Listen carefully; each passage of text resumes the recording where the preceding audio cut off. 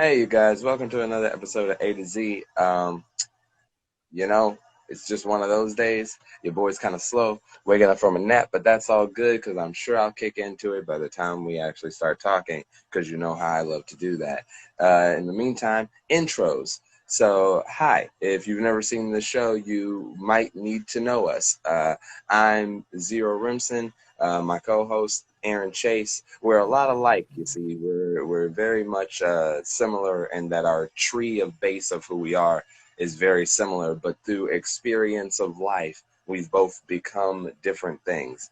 Him becoming the yin, the realistic, the pessimistic, the experiential, and me becoming the yang, the positive, the airy fairy, the naive.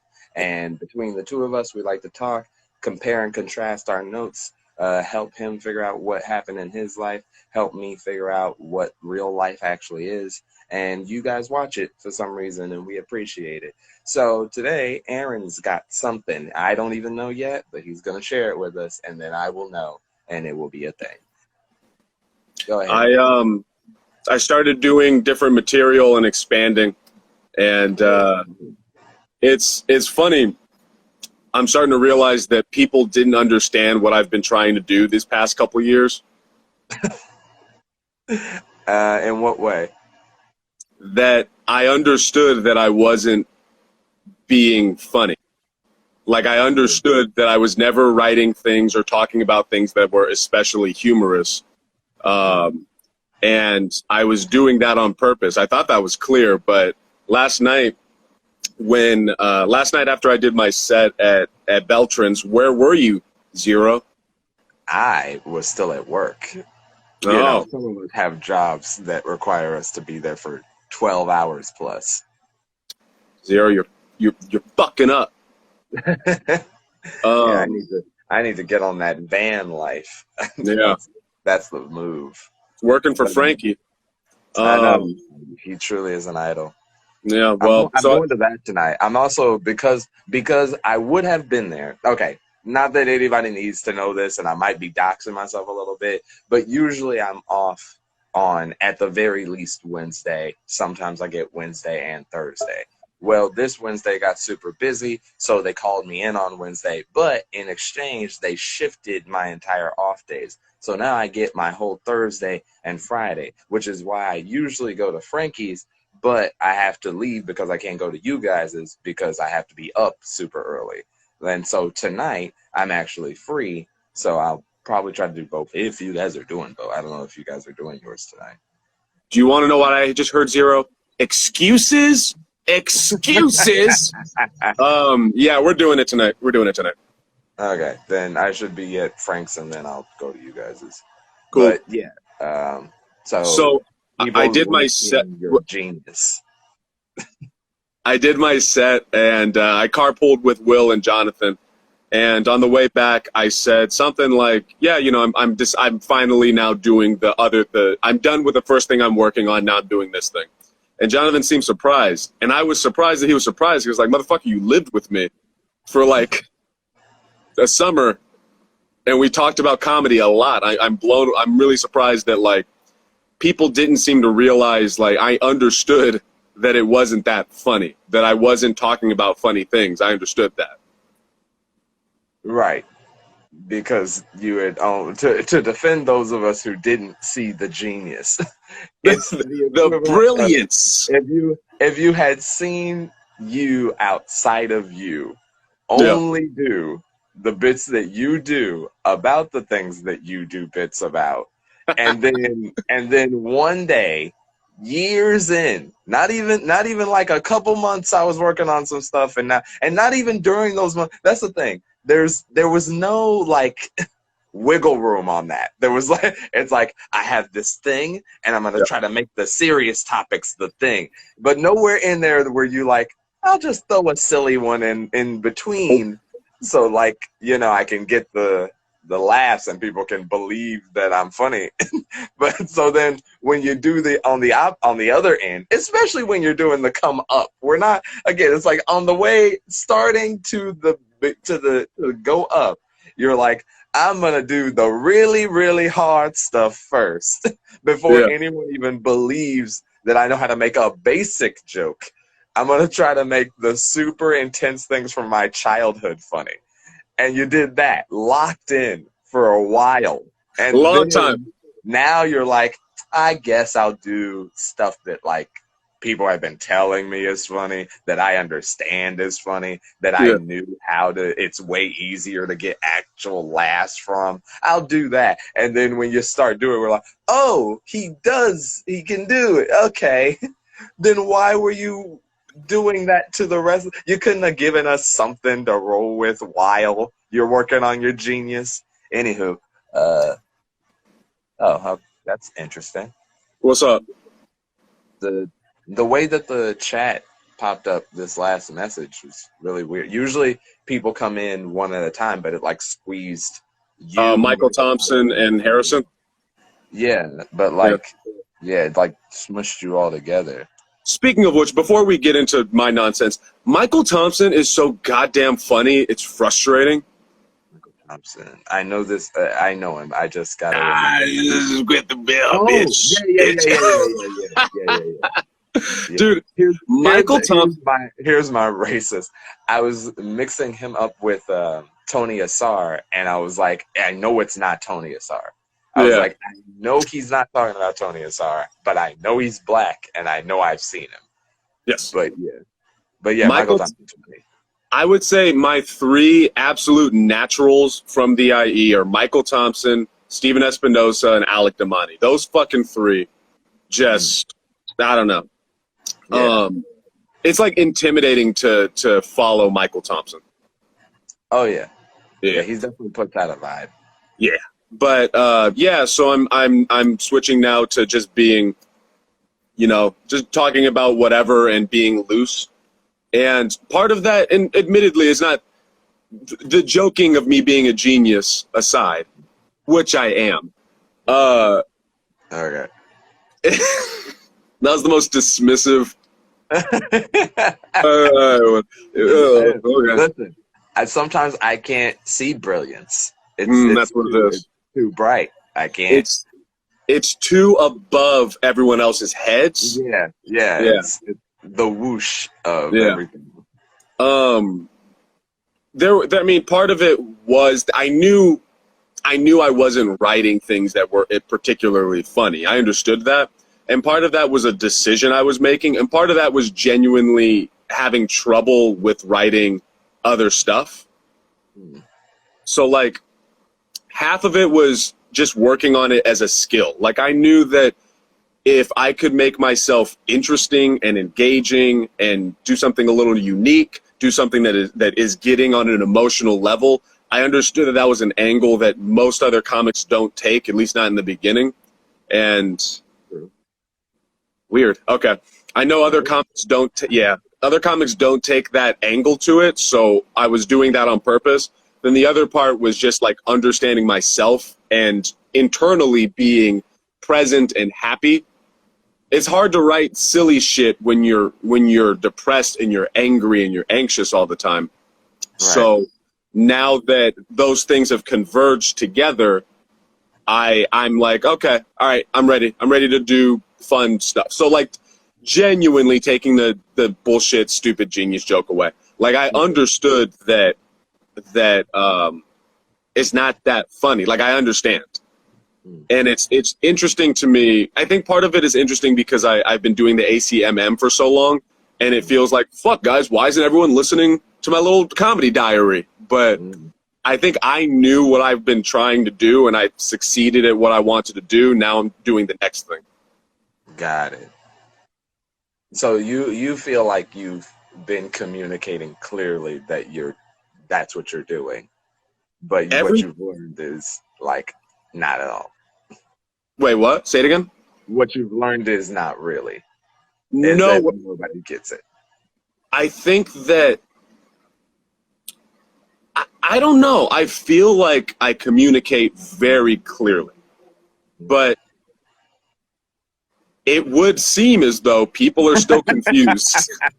Here's what's funny is the idea of like I communicate clearly, but nobody understands me. It's their fault, Zero. It's not me. Zero. I'm They're so the confused. constant. Yeah, They're constantly not everybody understanding. else. Everyone else is crazy. You Yeah. know, we need to stop trying to get people to lose weight. I feel like okay, Zero. You've been talking to me for months. That's true. Do I not communicate my thoughts and feelings pretty clearly? You communicate your thoughts in clear that you communicate your thoughts very clearly as far as what you're saying to me is what you believe, but the base underneath that misunderstood. So this is gonna be weird to explain. It's like if you told me I like I like grapes, right? Because grapes are a food, I assume you like eating grapes. But if you're like, I've always said I like grapes, I never said that I enjoy eating grapes. It's like that's where the miscommunication comes from. Like you can like grapes like aesthetically, you can like grapes as like a concept, you can like grapes the word. Like there's so many different ways that Can we like Sorry. Can we use an example of my actual life? Because this one's your communication, Zero. You're the constant, Zero. oh in the past couple of months you've been doing Yeah. comedy for longer than you've known me. You're the Okay. But okay, from your life. We'll just use an actual bit. So I'm trying to think of like a bit of yours that's been on for a while. You you've done the uh okay, what remind me, because right now my brain's going to ones, but I know they're not brand new, but they're relatively new. What would you say is the one you've done the longest that still holds up for you? One of uh, those ones that are like you've worked on jokes, bits, bits, like a bit dad's from your suffering. dad stuff. I see. I feel like your dad stuff is still relatively new for your entire catalog. Fair enough. Childhood. That childhood and trust. I remember that was a trust in childhood, trusting adults. Trusting adults. You know what? I'm gonna go with Denny's 5 a.m. Denny's energy because that one makes the most sense, right? Okay. So the idea of you telling the rest of us. So you're doing the bit. You're on stage, and the bit is like, okay, I want to take the concept of crazy attracts crazy, and I'm gonna try to make that funny. I'm gonna make this funny. Yep. And we all understand the concept of taking rough subjects and making it funny because that's what we all do. You've seen other Tony take really, really dark subjects and make those funny. You've seen all the things that comedy is, right? But when you're doing those jokes and we see them take a joke that's in the darkness, like way down here, and you bring it up to be like, if this is the funny line, you brought it up to like here, where it's like, okay, we don't feel bad for you after you got done talking. Like Okay. it was really down here. If you just said it straight up, yeah, it's weird. I thought about how I'm crazy and other crazy people, I'm like next to them. It's like, okay, we feel kind of bad for you, but you managed to work on it enough that now you're like, yeah, it's like a bunch of theater kids and people Yeah. 5-3 and Danny's energy, and now people are like, haha, yeah, okay, cool. That's what you've been doing, is making dark jokes up here. So now you've brought into the table the new jokes that you understand are already funny at a baseline, and you're working on making them actually funny. Yeah. So for those of us who've only seen you hit about here on the funny scale, jump to here on the funny scale, and then look at us like, you didn't get it? you, you didn't get what I was doing there? Let me just say, I don't think it's like up here yet. Oh no, I think, yeah, I'm saying you're working on it, but as far as where it's even starting at a base, right? I Oh, would yeah, yeah, say any of your new material, and to be fair, I think you're talking about you have you been working on the deaf people yeah, thing? yeah. Yeah. So from a baseline, deaf people in and of itself, at like Hilarious. where it's starting, is already funnier than 3 a.m. Denny's Energy. Yeah. Like people already buy into that, already laugh. They already get just the sentence alone that deaf people are pieces of trash people. Like that in and of itself is already a funny concept, and you working on it puts it in higher tiers. It's gonna go up. It's gonna be hilarious. But I'm just saying, relative to where the other one got worked up to, where it started, it was already strong. Yeah. Um, and so it's like Byakuyo to Midoriya.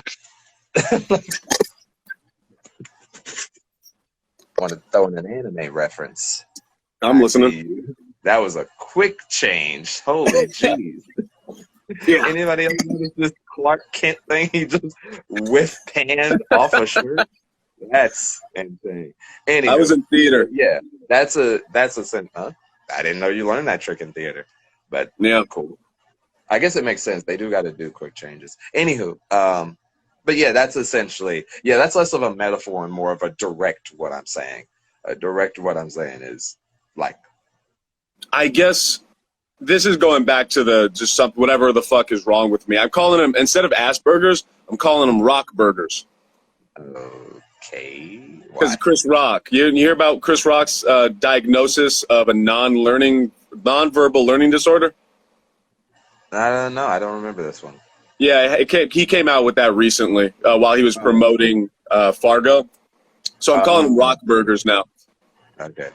Anyway, so dismissive today, Zero. No. Um, I just didn't. I.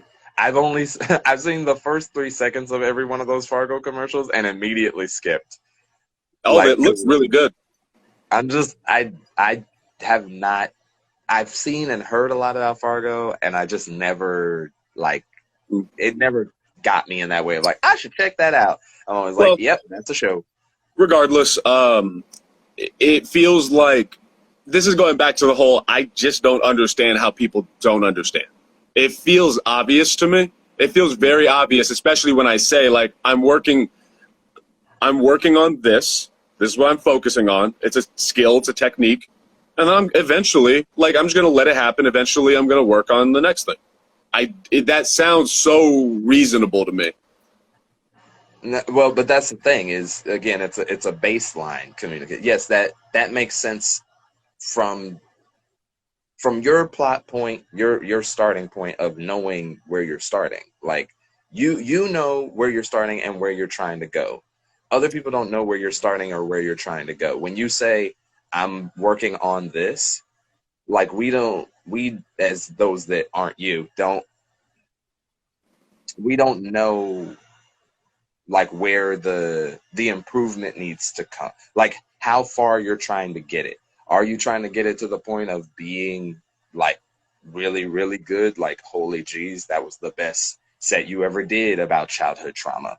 Or are you just working on it to be like, yeah, I learned that I could make this kind of funny and not as sad?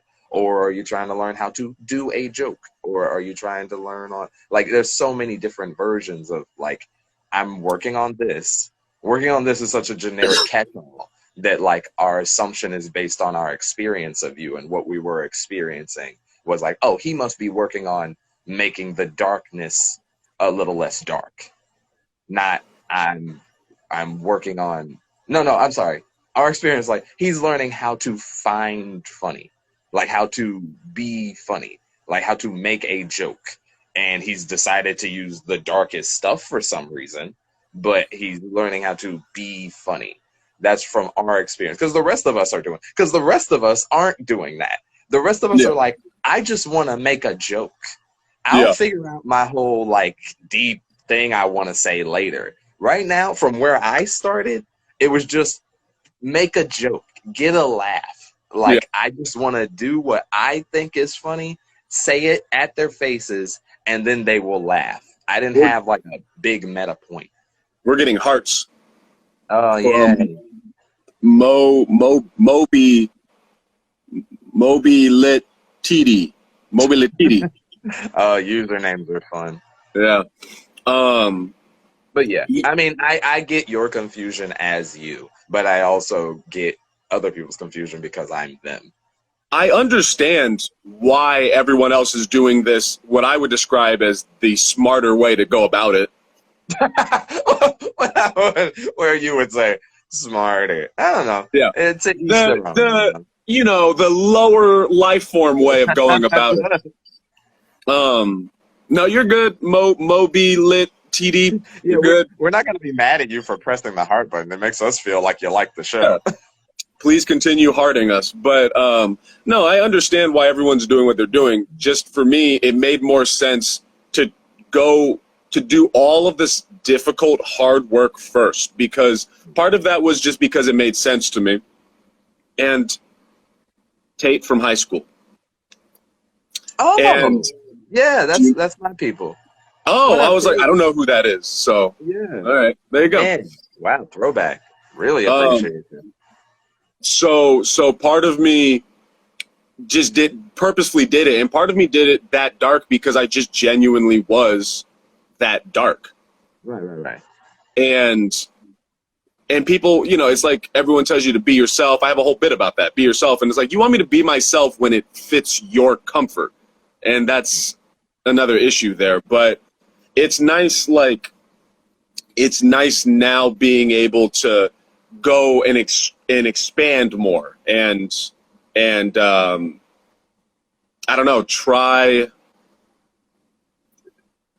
I don't know. I guess do now what you guys are doing, except I'm better than you because I can do stuff that you can't do. Except I'm better, so Yeah. suck it. Nah, I get what you're saying. And, to each their own. We're all on our comedy journey, as it were. And so we all figure it out. The other thing was like we were all early on where it doesn't matter. That was the other thing I thought about was I remember people being like, well, don't you want to get booked? And there was a point where being booked was super important to me. But then I got to this place where I was like, well, it doesn't matter. No one gives a shit. Like, of all the times to really experiment and fail and try a bunch of stuff that's really difficult, now's the time to do it because nobody gives a fuck about me. Right. That's a fair point. It is the most freeing thing. It's kind of like every artist before they get signed by a record label, like they're kind of the most creative because nobody's telling them they have to do this or there aren't due dates or any of that stuff. You're free to be the most you. And as much as labels try to go like hands off more often, is like at the same time it's like you still have to get stuff done. And when Yeah. you have that fire under your butt, it's a positive and a negative.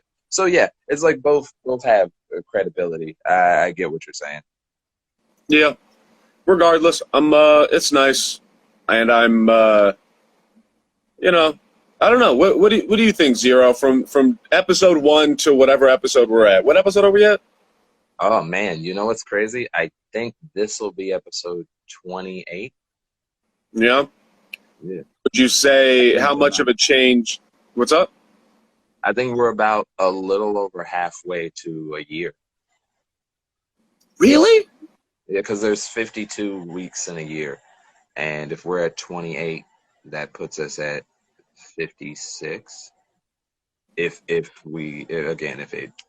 doubled from this point, is what I'm thinking. I also, by the way, I went back and watched the episode where I'm making fun of you for math. And then the next episode, you were telling me about film favorites. And I did the worst math I've ever done in my life. Like, I was like, yeah, so 500 movies divided by 3, that's like 15 episodes. Like this, what? How did you get 15 from 500? Like, Did you listen to Film Favorites? I listened to the first episode all the way through, Nice. and I thought it was cool. That's the thing. It's hard to judge things by their pilot episode because you're figuring it out. You're trying to get everything down. And even you guys were answering how you're going to do stuff in the first episode. Excuse me. Got a burp. Excuse. Whew. But yeah, so it's hard to judge, but from what I saw, you guys are I'm trying to find the nicest way to put this. You were You gonna say guys, retarded, weren't you? no, I was gonna say the smart version of that, the pretentious. Oh It, yeah. it's a lot of like, for me personally, it's not that I don't like, because I love a good critic. I love a good analysis of a movie, Hmm. but I don't. I'm trying to figure out how to put it. I There wasn't a good balance for me. But again, and I think other people would totally get into it. It's just for me personally, there wasn't a balance of like how much fun I'm having listening, and how Mm. much it's like, and this is the type of camera they used, and this is how many people were on set, and like that's what it felt like. That's not what they talk about. I don't want to give off the impression that that's at Yeah. all what Film Favorites is. For those of you who are thinking about watching it, I do recommend it, but I think it's like it's a more yeah, it's just critical. It's just a critical analyzation of movies from their perspective. And it's not saying like critical as in like this is why it's horrible or this is why it's good. And not that they don't hit on those points. But and again, I did learn a lot. I can't say I didn't learn some stuff that I didn't know. A part of me was also kind of like that's like I think one of the things that did get me was the you choosing between the three movies. There's a part of me that's like, oh, I wanted them to watch that movie. Like, oh, he's not gonna watch this one. Oh, we're not gonna get his reactions about that movie because he's already seen it. Like, that okay. And then the obscure movies I haven't seen, so I don't have the context that you do. And when you explain it back to me, like you guys would talk about scenes as if I had watched the movie, and I'm like, Right. yeah, I'm sure he was a creep in the car at some point, but I haven't seen it. Now, to be fair, that might be to its benefit. Maybe that'll inspire more people to go watch those movies. I don't know. Some of the stuff did sound interesting to a certain point, but I don't know. Again, I think it's still in its infancy from what I saw. And We so, yeah. go ahead. No, we found a groove at this point. Like now that season one's done, we know how we do things, I would say. Okay. Okay. Um, When does season two start? What episode is season two? we've started recording it, and we're on episode 3 of season 1 is coming out on Saturday. Three? No, I'm saying like you're recording. How many episodes are in a season? Fuck, man, that's the math thing, and I'm not gonna Oh, like. I okay. think like So you guys don't 20. have. But you guys have finished season one. We Are they not? recorded because it takes so long to do an episode. We just did season 1, and now we banked all of season 1. Now we're recording season 2 while we release season 1. Okay, so you'll know how long season one is by the time you're done recording season two, maybe. I'll ask Bryce. I'll Yeah, get back to yeah. you. Okay. Neither here nor there. Here's how I'm gonna hit it. I'm gonna Okay. watch. I watched episode one. I'm gonna let it get a little bit in on what you guys are doing. Maybe like episode 5, 6. I watch that one, and then I'll watch the first of season two, and I'll see like if over those time jumps, if because you guys found your groove, I'm Yeah. more into it. But yeah, if I'm running off a first episode, I'm saying if you like critical analyzation of a movie, totally it's for you. But if you know what else I really wish you guys did, and I know again to give things like things that I would like after you've already done all the stuff is like way past it and it doesn't really matter. But you asked for my opinion, so I really would like. There was moments in there. I don't know if you ever watched Red Letter Media. Have you ever watched Red Letter Media? You know how Best of the Worst is structured? And I don't want you guys to do it. I don't want you guys to video or do any of the stuff that they do. But you mentioned in episode one that you guys had like inside jokes from the movie. And like it wasn't like, hey, we got this inside joke. It was like literally you were like, we kept making this running thing that this guy was doing this or this thing. You said something. I can't remember what it was, but it was something in the movie that you were drawing links to. And I was like, I want that session. Like if you can manage to find a way to like record you guys while you're watching the movie, which I know is another added layer to the whole pot and it makes it a whole to do. But like, cut out the highlights of that.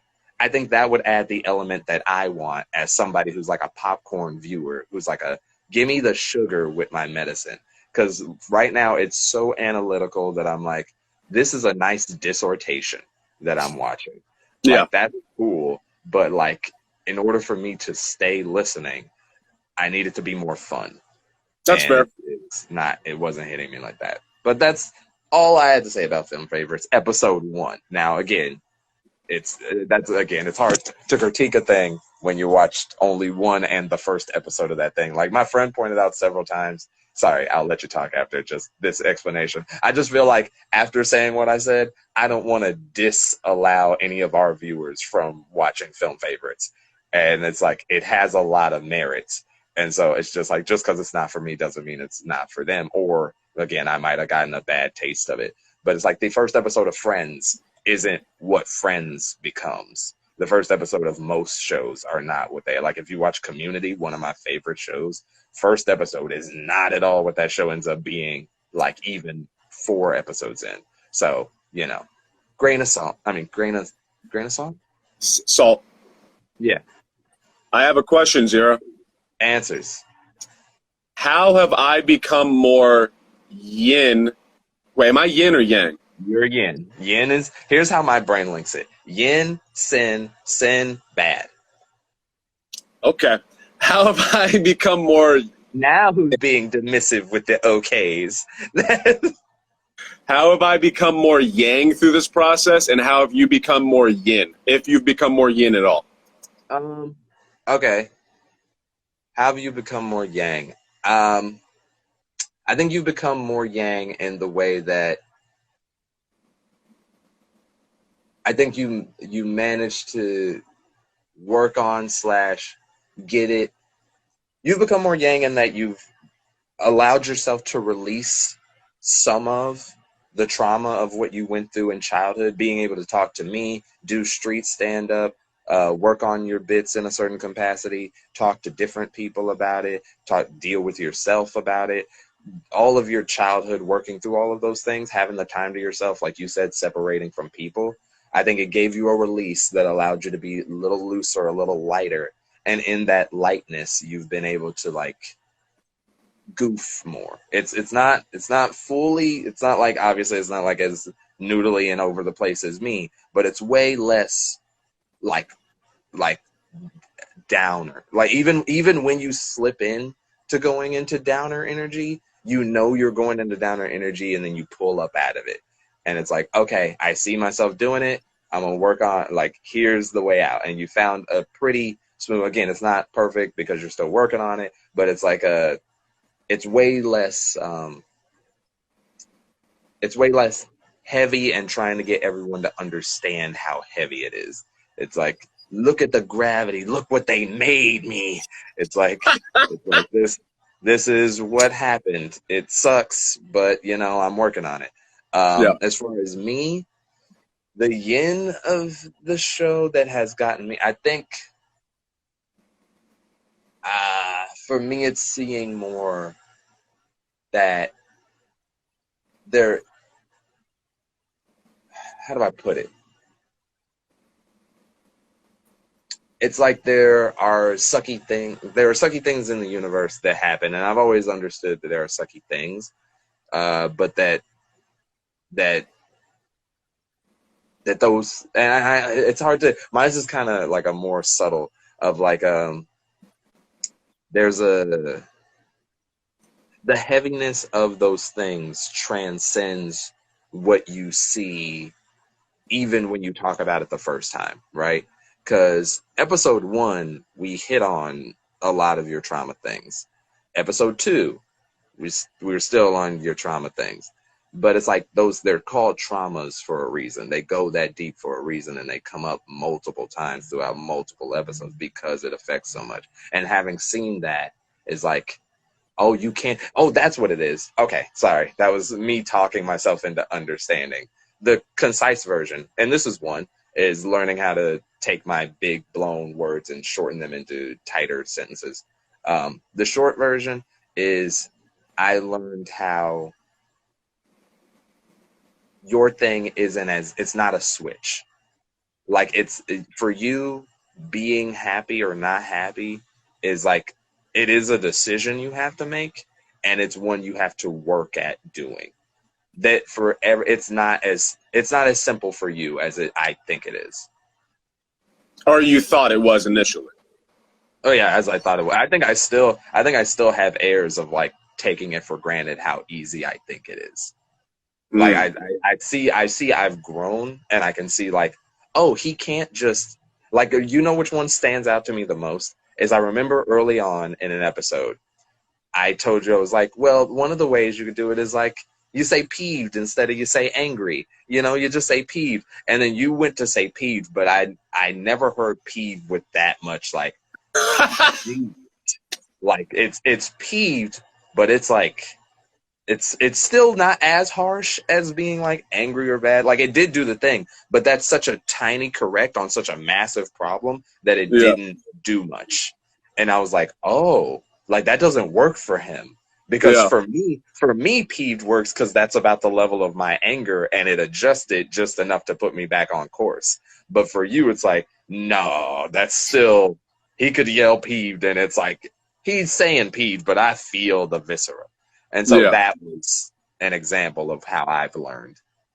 But that's just me. One of the things I realized, and this is the thing I'm trying to figure out now, is I was raised by my mom, and she spoke the way she spoke to me. This is how I was raised. I sound aggressive, even if internally I'm not. Like, I think I've said this before. If I come off at 11, probably I'm at like a 7 or an 8. It just Yeah. seems like I'm at an 11. Right. And I'm trying to figure out, like, I think the mentality I need to take is accept that this is how I sound, this is how I talk, and embrace the way I speak, but make it funnier. And I don't know if that's how that works. I don't know what your thoughts are on that. Um, I mean, I get what you're saying, because you have mentioned before how like trying to change yourself for people has been a problem. Yeah, So personally, my first thought is always test the theory. I've always said like, yeah, if you feel that way, see how it goes. If it doesn't, adjust it. At the same time, yeah, I mean, there's a part of me that's like, yeah, obviously accept yourself, but then there is a level of like, again, we talk about communication and all that stuff, where it's like, well, you got to reach people where they're at. You can't speak Japanese and go, he'll get it. Like, yeah. again, I think if there's a reason you came to that conclusion, then it probably has something in Well, it. what I was thinking about was like, I remember when I would try to give people advice, right? That era. It was coming from a genuine place. It was not coming from a condescending place or thinking I'm better than anybody. And if anybody wanted to argue with me about it, I welcome it, because that's how you figure it out and learn. But what I didn't realize was how it was coming off to people. Right. And so that was something I felt like was reasonable to adjust, because it was I was affecting other people. My actions were then actively getting into other people's lives. Whereas my logic with this is just kind of how I speak. I'm not trying to throw it on anybody. This is just how I do things. But I don't know how to tweak that in a way. Like, I don't even know if I should tweak. I'm up in the air about it. Yeah. Yeah, I don't know. Yeah. Yeah, I mean, I'm pretty much the same. I say again, I test the theory. If you want to adjust and it feels icky, go back to doing you, or just do you in general and be like, I'm sorry, and clarify later if you have to, or if you feel the desire to. Because at a certain point, it's like, yeah, I don't know, you're just not going to get me. There are people who are just not going to get you. So it is what it is. There's a lot of people that don't get me. Zero. Like, a Yeah. lot. Yeah, and it's like, and that's, isn't that the plight of people, is learning the distinction between like me being me and understanding what's fine about me and what I don't need to adjust, and not positive and critical feedback that I need to learn from and grow from and adjust myself, because like obviously we all have flaws that need to be worked on, But then we also have things that are like, no, they just don't like that, and that's cool. I'll just won't hang out with that person. This brings me to my question for you, because you mentioned if you're at a 6 to 7, you seem like you're at an 11. When was the last time you were at like a 10? And like, what about? So we're talking about anger or sadness or anxiety or Just in how you communicate. So I guess, give me anger and sadness. when I was at a 10. 10. Yeah. Internally at a 10. George Floyd era. Okay. I was internally tracks. yeah, because I was like it was like I was my resting was probably like an 8 or a 9. My reaction to the fucking McDonald's thing. You remember that? That was episode 3 or 4. Yeah. Looking at that now, it's fucking crazy to me that I would be that upset throughout through a week over this McDonald's thing, over doing Postmates and having somebody fuck up an order. Like, I was furious about that.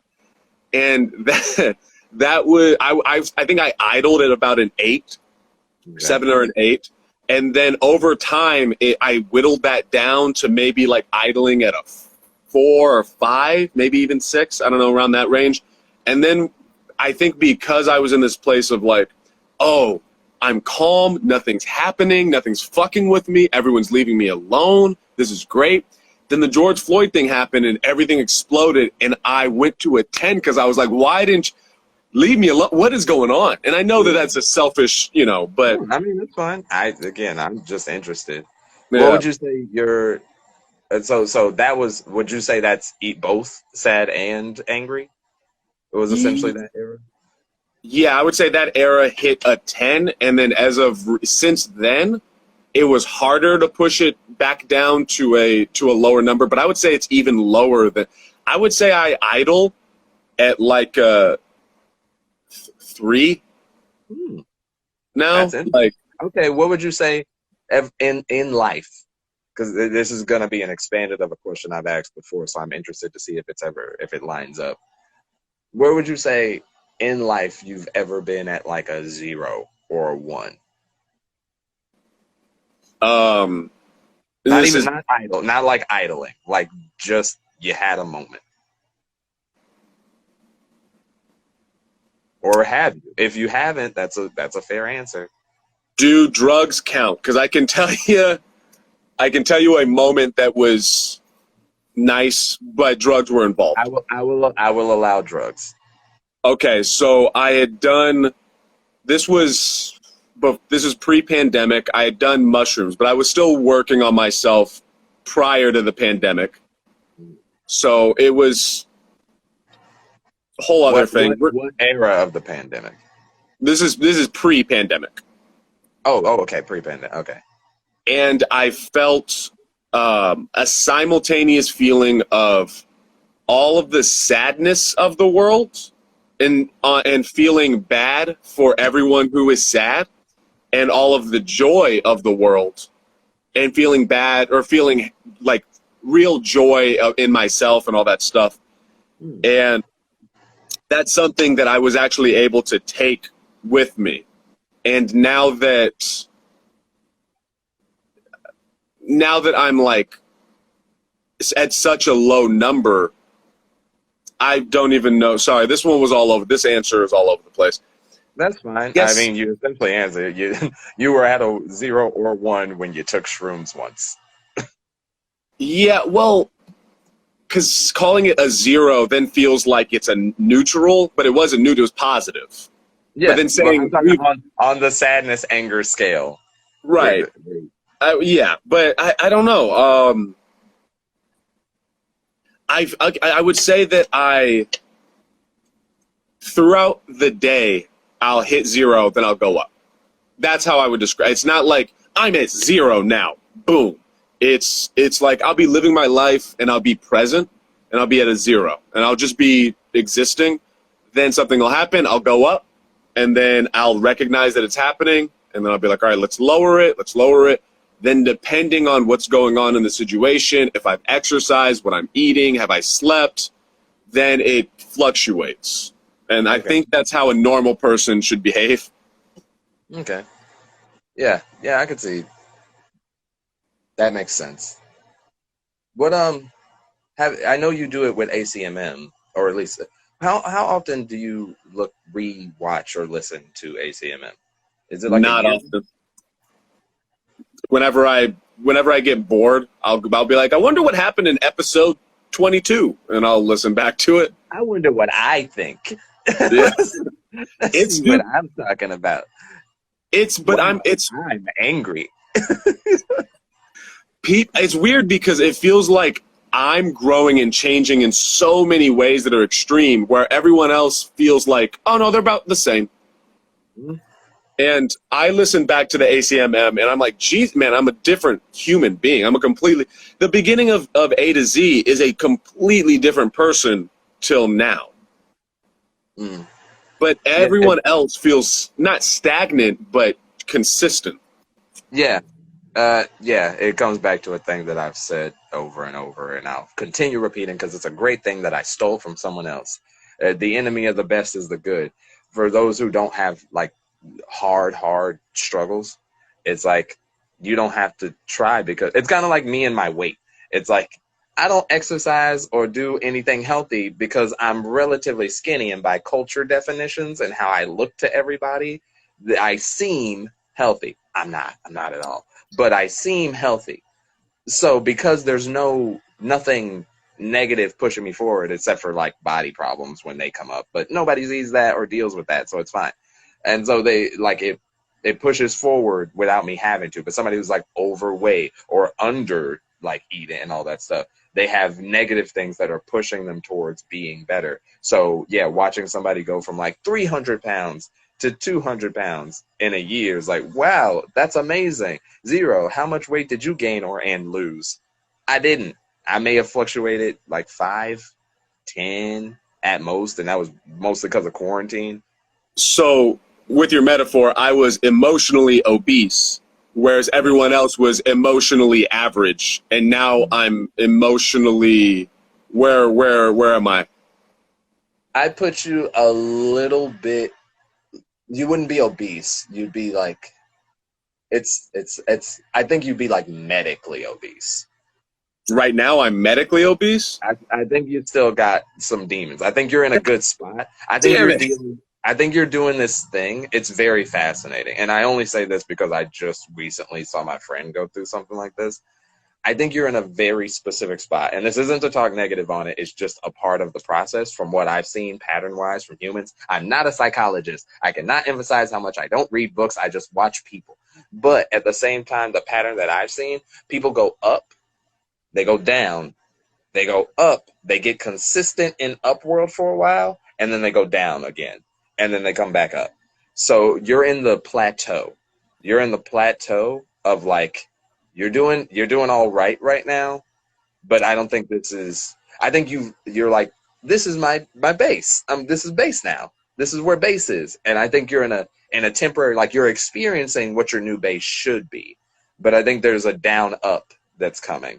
But not to speak evil on you or want anything negative to happen. I just think emotionally there's like a rebound effect that like your body again, all your natural habits are so naturally ingrained that even when you've worked to make them better, they sometimes pop in weird moments, and then that's when it's that final kick that makes you go, oh, okay, no, for real though, and then you'll lock into it. But I've seen you've been so pretty consistently you've had some up downs, right? Like again, like you said, you were going up, then you went way down, then you went up, then you went down some, and then you went up. But I still feel like there's a little bit of it. It's still there.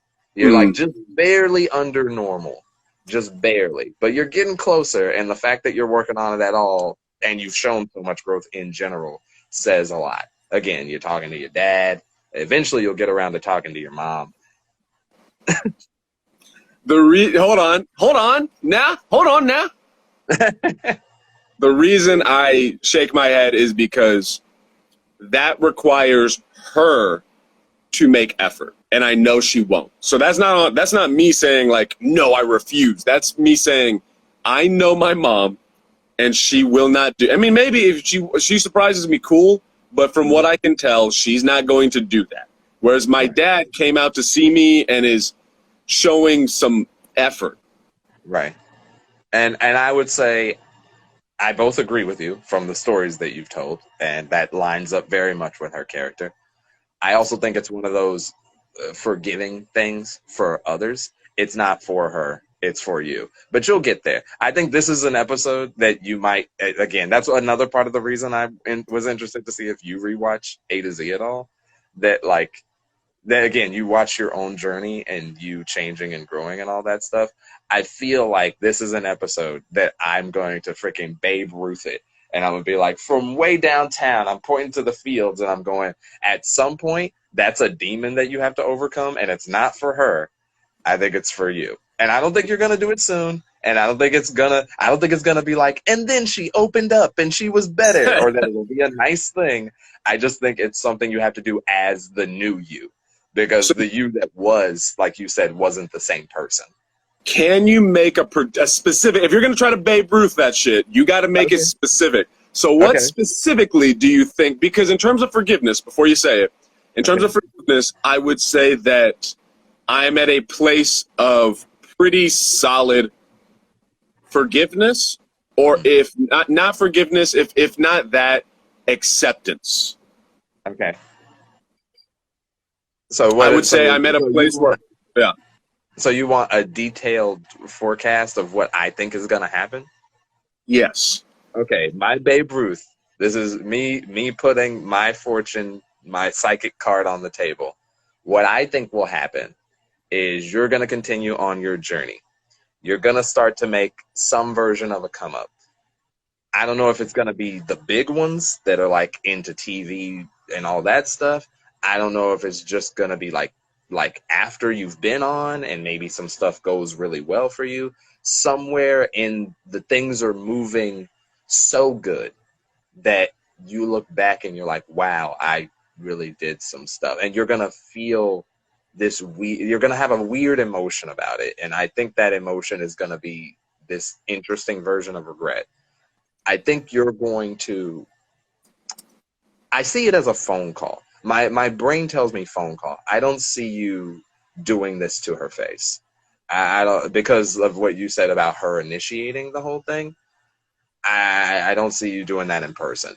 But I do see a world where it's like the final boss of your emotional stuff. Mm-hmm. And it's like, because she's the root of a lot of this, and because she's like the epicenter, like everything can be kind of traced back to your mom issues.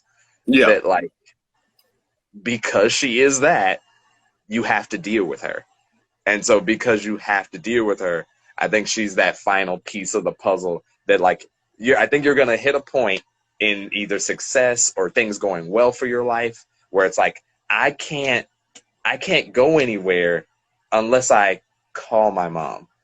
Like, and so I think that's my prediction, is there will be a phone call. And I don't know what exactly you'll tell her. Maybe you'll tell her all the things that you have said over these podcasts, or I don't know what you'll talk about, but I do think she is a thing for you. That, again, these are my predictions. So your predictions are like 10, 15 years in the future, because you're talking about television. Oh, yeah, they're way down the line. That's bullshit. How's that not fair? Because, like, yeah, of course I'm going to do dramatic shit when I'm getting Oscars. Obviously. But I thought you meant, like, within the next 7 months. All right. Oh, you know, in the next 7 months at most, I see you, like, being more positive. Like, more. You know what's crazy? That prediction in and of itself does show growth in you, because the length of your expectation is like way longer than, oh no, you just be happy. Oh yeah, for sure. I would have been like, give it a year or two. I'm like, nah, not this one. This is not a year or two problem. But yeah, So the change in you is less in you and more how you perceive other people that are not you. yes. That Oh. understanding more that my communication is flawed because I make the mistake that I've made several times before, and I know that I do this, but it's hard to fix things that just because you know them logically doesn't mean you know them. But it's like my main problem is that I keep thinking people are me. I keep Hmm. thinking like, oh, like how we described in one episode where I'm like, I thought everybody got into comedy because it made them feel nice. Like I feel good. It's like I like making people laugh, so I do that. Like I like laughing. I like making people laugh. That's why you do it. It's like no, everybody has different reasons, and some of them are really dark. And I'm like, I don't know. So what would we call this episode? The recap episode? Emotional Um, recap? we could. I mean, now that you've said that, I feel like I have to. Like, because then I they'll get put to you in a the part and they'll box. look at the title and they'll be like, that's not what he called it. But yeah. But yeah, this has been an episode. Man, that was great timing. I don't know if you meant to do this, but we had like 30 seconds. So I'll wrap it up there. Thank you guys for watching, hanging out with us once again. I've been Zero Remsen. You can find me at @0_KR anime on Instagram. You can find Aaron at Aaron Chase 91 on Instagram. Same name on TikTok. You can also find this podcast on the Buddy System comedy page, along with several other podcasts that are great. And if you want to watch anything else by me, just search Zero Remsen. Anything by him, Aaron Chase Stand Up. Thank you for hanging with us. We appreciate you.